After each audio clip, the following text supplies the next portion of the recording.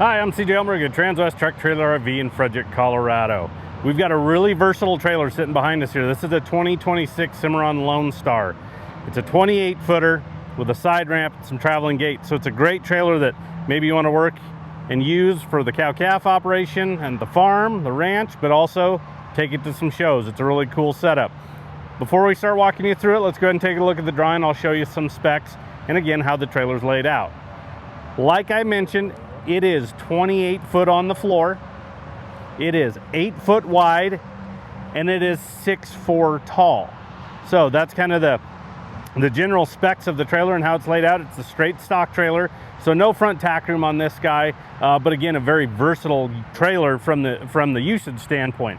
With a Cimarron, you're going to be all aluminum construction. You're going to be an 8-year structure warranty, a 3-year hardware warranty, and then you're going to have some warranty on your tires. We'll talk about that when we get to the axles and the tire portion of it.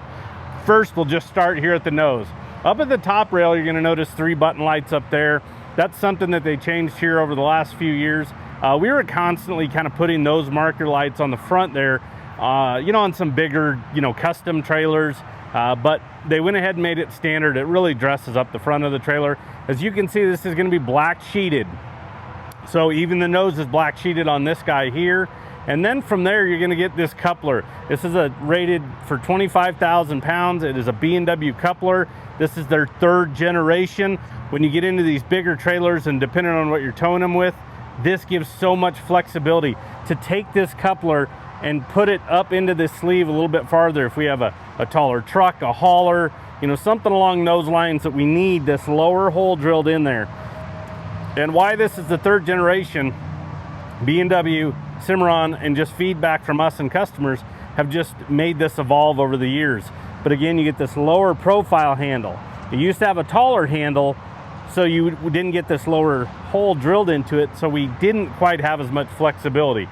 We always want these trailers running level, equal weight distribution on the axles, and we want bed clearance. So with that, it changes the way that we can set that coupler by having that on there.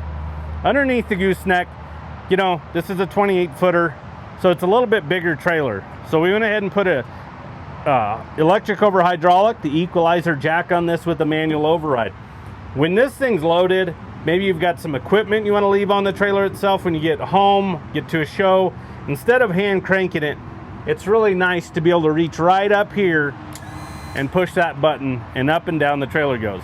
Especially if you're traveling with maybe some younger juniors that are showing, they're guiding you back. Hand cranking these bigger trailers is always a little bit difficult. As long as they can reach this guy, they can hit the button and drop it right down on the ball while you're still in the cab, maybe foot on the brake so it doesn't rock. But the manual override option is fantastic too, because if we get in emergency situations, we could pump this guy on or off the truck.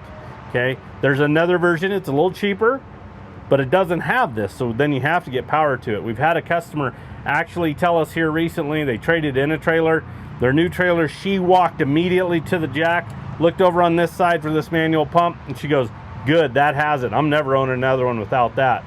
She says we got burned one time because we didn't have that option. They went the cheap route, unfortunately couldn't do anything. So we've done some how-to videos on how to walk you through the operation of the manual override, and then this is the same system we use through our parts and service department. So maybe you got a current trailer that has a manual crank and you wanted to upgrade to this, we'll put this system on it. Pay attention to the spare. It's located to the left as we're looking at it. If you watch a lot of our videos and if you're familiar with it, sometimes you see this spare tire elevated. And the reason why it's elevated is because it's on a narrower trailer. This one's 8 wide, so the box pushes out. We have space for this spare tire. And those others, we have to elevate it because this takes a bigger footprint than the manual crank, so we have to get it up and out of the way. You're going to get a battery box, 12-volt battery. That's standard with this package with the hydraulic jack. You're also going to get a battery disconnect. That's a key component right there, because when I park this trailer, whether I'm at a show, at home, dropping it off somewhere and walking away from it, I want to turn this switch to the off position because it will kill all power to this trailer. So in case we accidentally leave a light on, we're not draining the battery down, causing us to maybe have to use that manual override. It's something you hope you never have to use. And as long as your battery's charged up and everything's functioning how it should, You won't have to use that option, but that disconnect is really important for that. The other thing you're going to get is shortly after the 25 models came out, you got this RedArc charger. When you have this setup, hydraulic jack battery, and that disconnect, that's all part of the package you're going to get with these RedArc chargers. The easiest way to explain it is, it's a supercharger to that battery, okay? So let me explain that. Your truck would always work as a trickle charger without it, so very, very slow going. Your RedArc charger is a true 3-staging charger. It'll tell us if we have power coming from the truck, which is fantastic. We can literally plug it in and say, yep, we have 12-volt power coming from your truck. That means it's going to charge that battery up, keeping it at the optimal level as best we can. So it's going to give so much more life and longevity to that battery.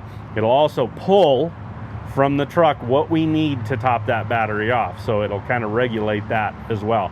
But it has different settings too. So if you want to upgrade like a lithium battery, solar, it has profiles for that. So it is a fantastic piece. Knock on wood, since Cimarron's been putting these RedArcs on there, one of the more common phone calls we would get is that 6 a.m. Sunday morning, we're getting ready to hook the trailer up, we're going to be done showing today and hit the road home, we don't have power. Okay, that was the most common thing, is we weren't getting batteries completely charged up, keeping them at an optimal charging level. Some of that has to do with the battery disconnect, but that RedArc will really keep this battery nice and charged up, and we don't get as many phone calls as far as the power concern on those early mornings, and not a lot of that is because of that RedArc charger right there.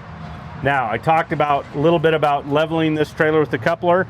The other thing you're going to get is a 53-inch gooseneck drop wall, and why that's important is standard's 50, but we understand that all the truck manufacturers have changed their body styles, which has made the bed heights extremely tall.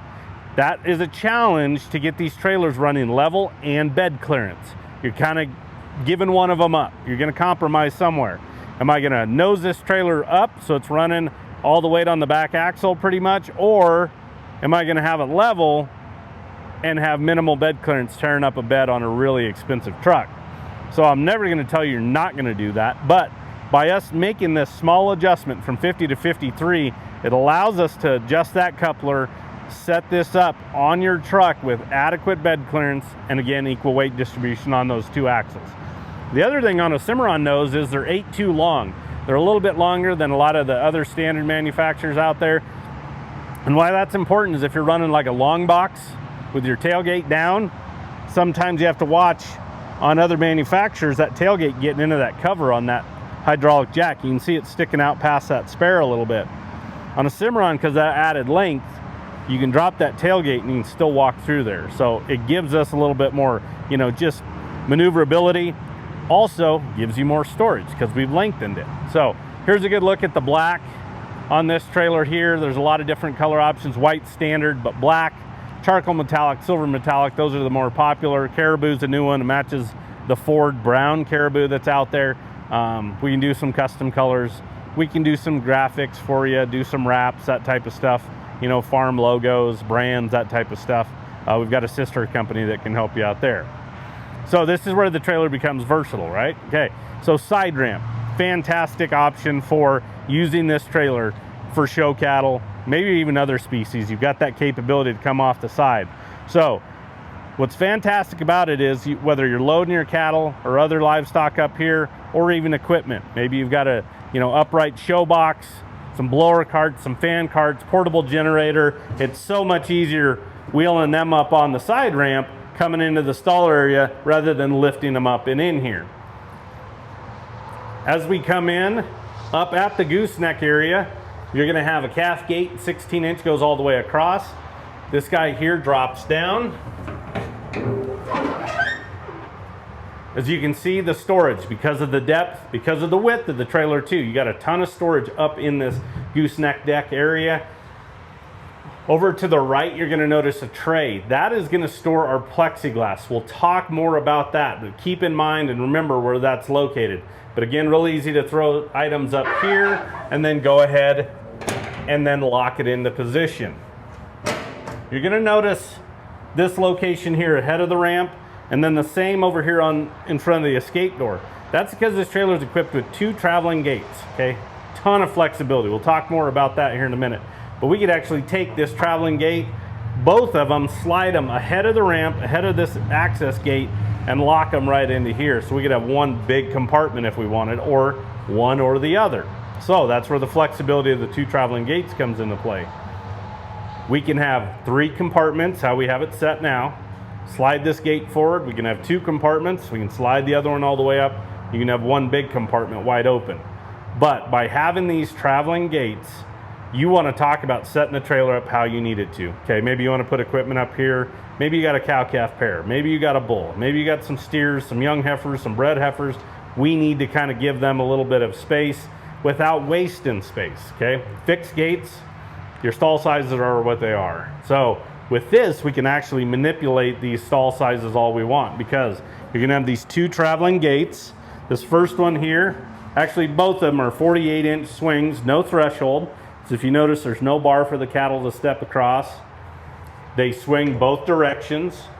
So really ease of walking calves on or off this trailer without, you know, having to work around the gate. I'm a bigger fan of the 48-inch swings rather than slides. And the reasoning why is, if you have some big bred heifers, fat steers, something along those lines, instead of having that slider, you know, we still have to have the framework so it's not as big of an opening, right? So now we got to kind of cram them through. So I like the 48-inch swings just for that purpose alone.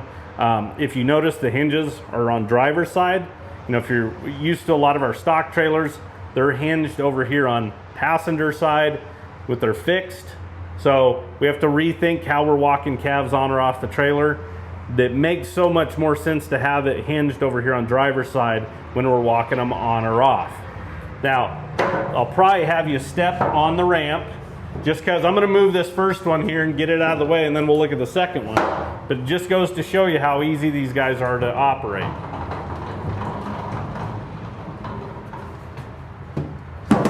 So as you can see, if I'm in the middle of this guy, it's really easy to slide it forward out of the way.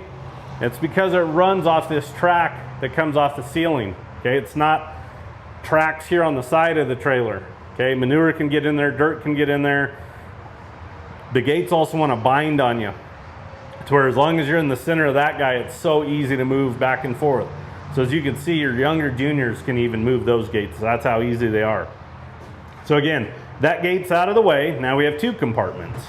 So we have a back traveling gate as well, set up the same way, 48-inch swing, no threshold. The back one is notched down here for our fenders. So this gate here can actually travel back here where these fenders are, this wheel well on the inside of the trailer.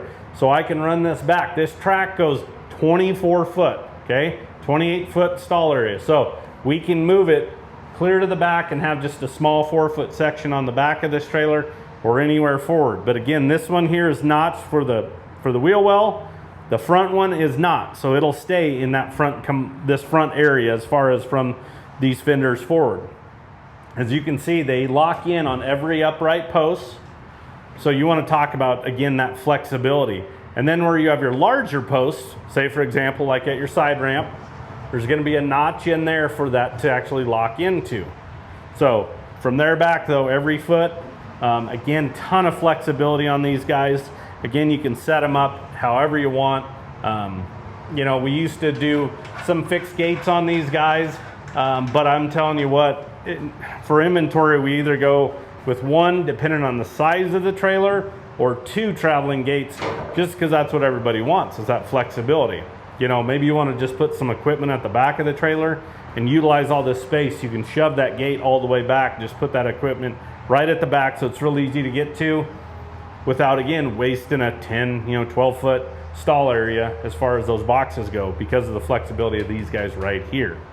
So over here on the driver's side, tie rails high and low, so we can tie calves down, tie their heads up if we want.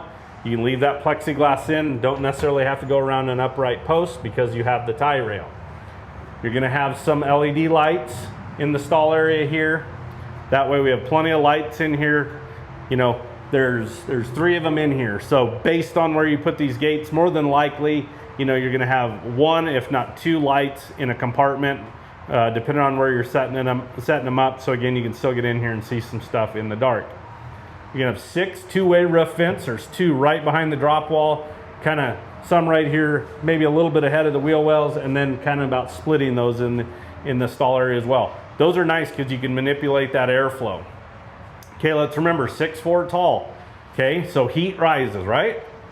So that insulated roof comes into play right there. Because it's a lower profile trailer, we don't have to worry about that heat as near as much if it was an aluminum sheeted roof. Those aluminum sheeted roofs versus this insulated roof, this runs 20% cooler. So you want to talk about keeping calves nice and cool and comfortable. You have it with this trailer, and again, without adding a ton of height to the trailer to get that heat away from them. It makes a big difference. It'll also take substantial hail, so it'll protect your investment. 150 pounds per square foot. You can walk on this guy, it won't dent it. It's a 1/2 inch thick, it's reinforced, it's a honeycomb design, R3 thermal value, gel coating. I know I threw a lot at you. Mainly substantial hail, and also it's gonna keep this stall area so much cooler. When we flip to the floor itself, you're gonna see the aluminum floor, but what you're seeing is this top part, right? Okay, so this is a 12-inch deck piece. It's an extruded piece of aluminum. It's running across the trailer like this, right? Was tongue and groove, high and low. So when they start building this floor, they start locking it together. They actually build it upside down, and then once they have all the floor built and put together, they flip it over. But what I want you to pay attention to is these centers, these I-beams, right? From here to here is 4 inches, 4 inches, 4 inches. This V-truss comes into play. They had the best floor in the market up to about 2017. They had 4-inch centers, so at beams like this, right? Well, then they put the V-truss in there. This is 60% shear force strength stronger than the previous floor. But when we start locking all this in together, now, wherever you have a calf standing on this floor, more than likely they're standing on 1, if not 2 supports all the way across this floor. So they're standing on the industry's best floor on a Cimarron. I also want you to look at the upright posts. The upright posts are more of a square. You'll see this beam right here on a lot of competitors, right? It's more of a rectangular form. The same amount of aluminum are in these 2 tubes right here. But again, this one's more of a square. So if I take a 20-foot stick of this, it'll wobble like a noodle when I have it in my hand. See how it's got a little bit of an arch to it? That's because we have the strength of the roof, but also we can kind of manipulate it a little bit. Give it to where it sloughs water and snow off of the top of the trailer. To where this post, you take a 20-foot stick of this, it's like a pencil. It's one fluid motion.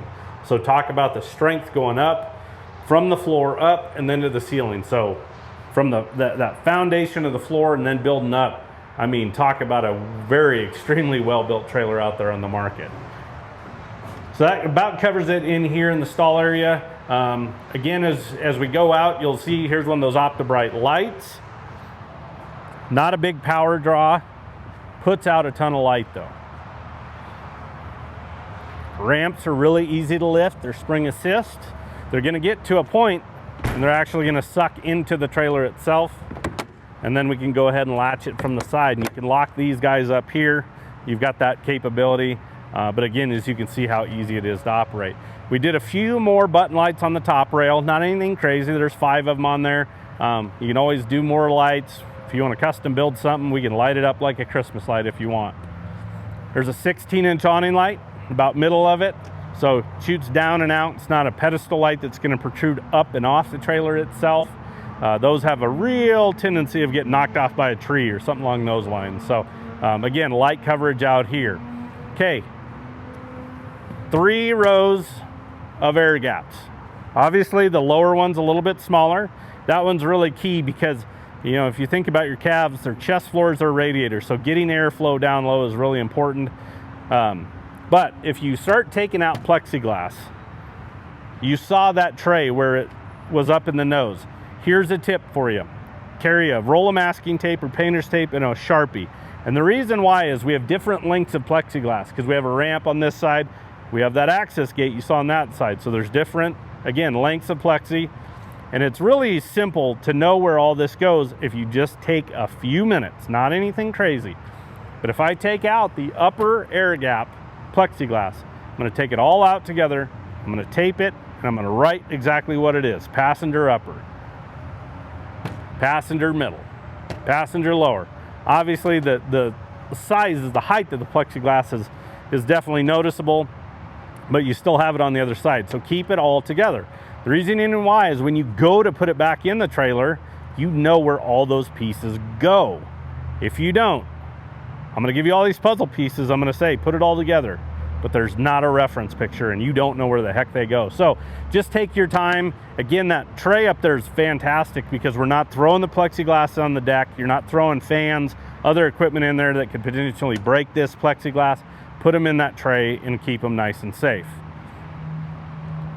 Okay, you're gonna have a lower tie rail. There's one on each side of this trailer. So if you're tying out on this trailer itself, you've got that capability. Depending on what's, the shaded side and late in the day, you can tie calves off the trailer. If you wanted to add a piece that goes over the wheel well, they've got a piece that just clips on to the existing and goes over the wheel well. So you have a tie rail that can be added there as well.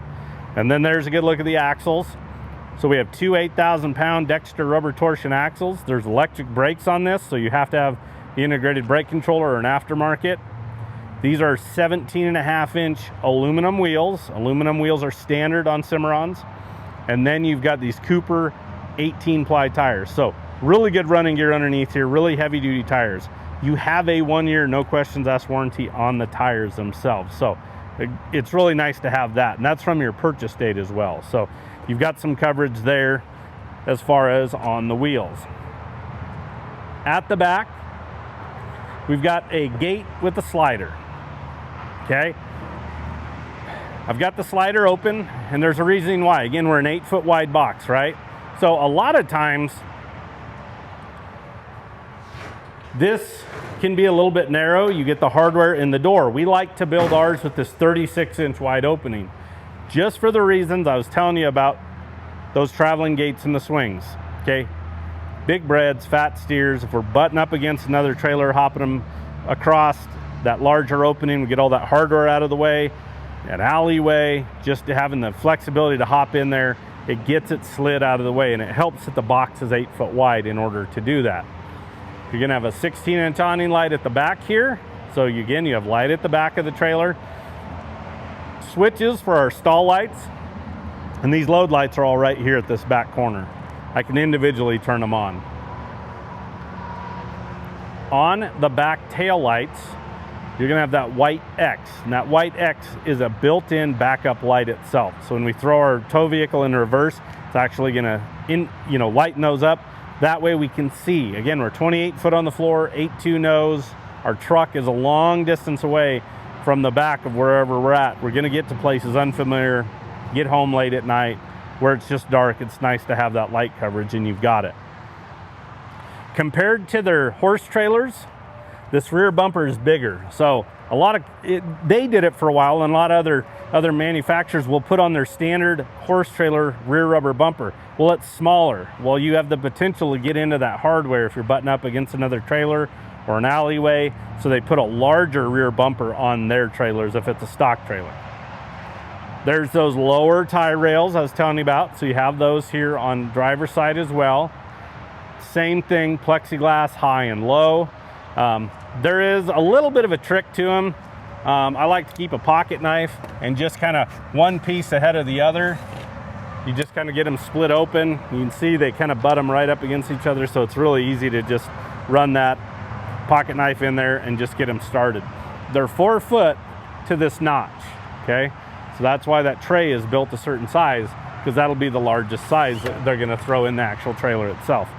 And then here's that escape gate that I showed you. It's gonna have the tie rail high and low on it, but if we need to access this, this is on street side. Ramps on curb side. So, in traffic and need to hop in there, you've got that flexibility and capability. It's gonna be the same keys that we saw on the side ramp to lock it up. And then because this trailer is 8 foot wide, we don't have any running board on the outside. So we put a fold up step so it's really easy getting actually into that stall area itself. So again, you can see why this is such a versatile trailer. Again, use on the farm and ranch, take it to some shows. Shoot, you can haul bulls in this.